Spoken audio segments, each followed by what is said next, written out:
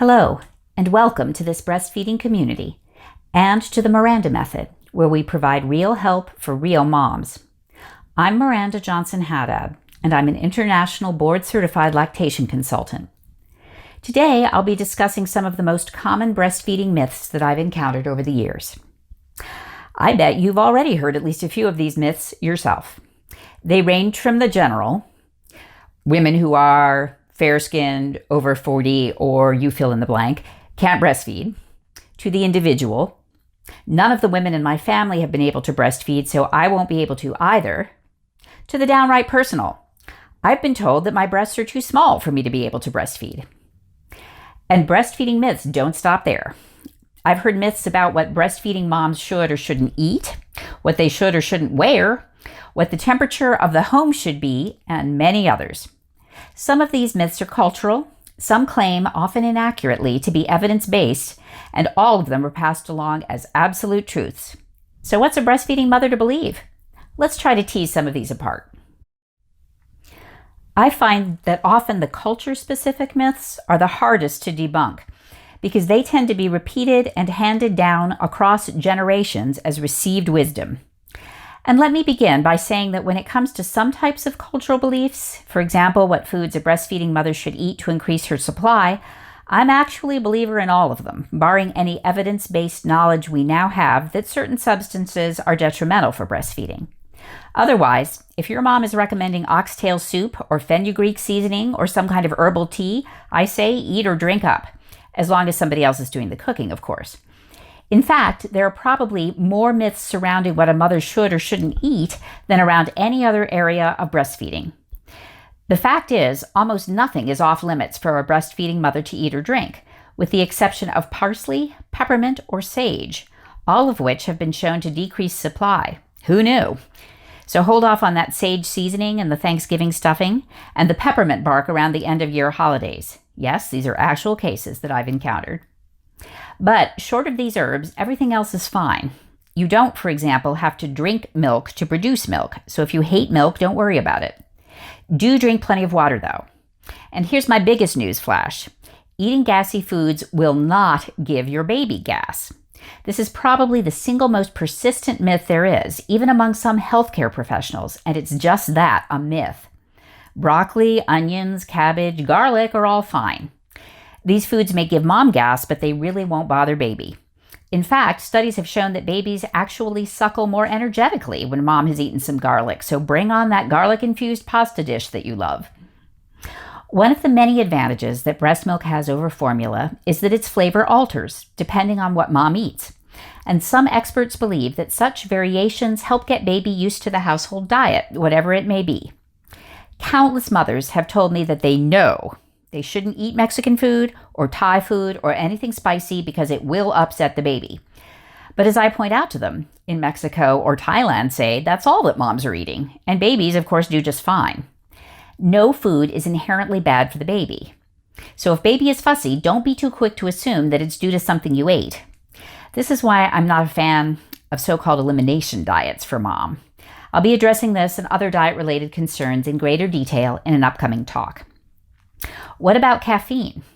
Well, caffeine does pass through breast milk, but most mothers find that a cup or two of coffee per day doesn't seem to bother the baby.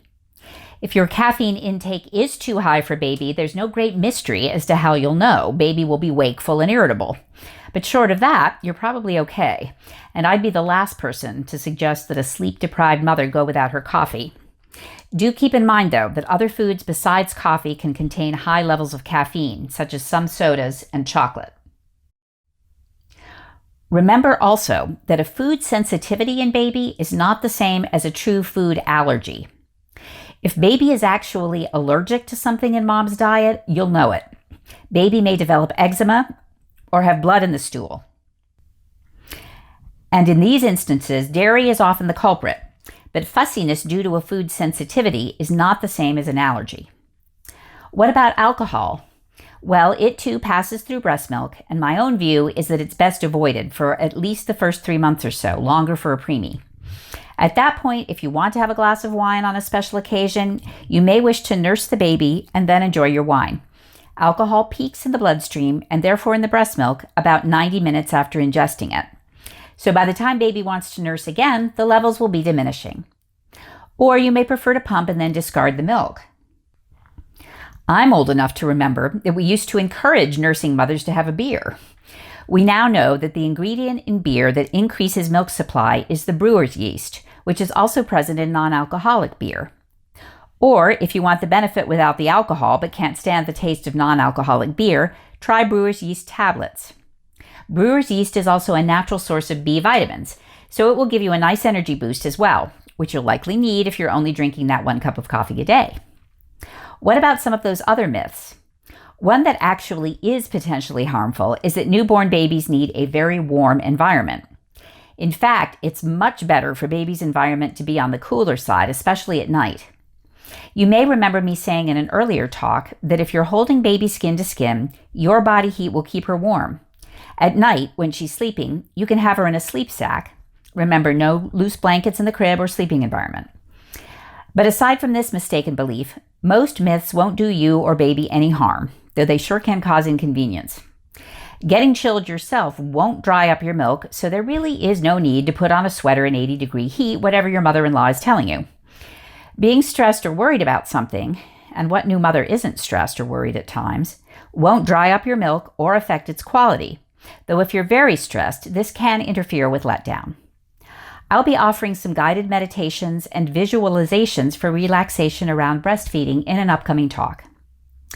As for the family myths of the "your sister couldn't breastfeed so you won't be able to either" variety, as I noted in an earlier talk, someone else's experience is not a predictor that your experience will be the same, even if that other person is a close blood relative. Don't let this rattle you, but do be mindful that if you're getting a lot of negativity from someone, you may wish to seek out support from those who come from a more positive place. Oh, and one more thing. Breast size almost never has anything to do with how much milk a mother can make. In rare cases where a mother may not have adequate glandular tissue, then supply can be affected, but this is not the same thing as being small-breasted. The fact is that what makes breasts large is not milk glands or milk ducts, but fat, and small breasts can make just as much milk as large breasts. What breastfeeding myths have you encountered? We invite you to share your favorites, even the bizarre ones, in the YouTube comments below. I hope you've enjoyed this discussion, and I also hope that you found it reassuring. I invite you to join me for future talks on breastfeeding-related topics, and I'll also be having various guests join me for some of these talks. I'm Miranda Johnson-Haddad of the Miranda Method, and I look forward to being with you next time.